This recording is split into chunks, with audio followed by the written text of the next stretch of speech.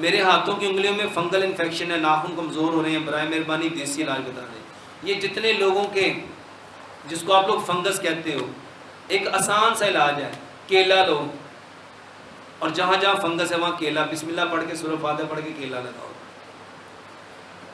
एक दिन में 3 से 4 मरतबा केला लगाओ और रात को उसी केले के साथ 2 इंच का टुकड़ा लो, मुंह में डालो, उसको अच्छी तरह मैश करके पेस्ट करो और सुबह उठते ही कुली किए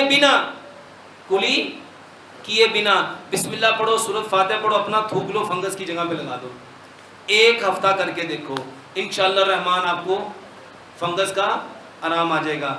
और जब आपने वो थूक लगा लिया, अभी कुली नहीं करनी, 1 लौंग और 1 काली मिर्च, उसको पहले लौंग लो, बिस्मिल्लाह पढ़ो, उसको चबा के खा लो, उसके बाद काली मिर्च चबा के खा लो। ये 3 काम करो, इंशाअल्लाह ये हाथों की उंगलियों पे जो फंगस है ये इसी से ठीक हो जाएगी।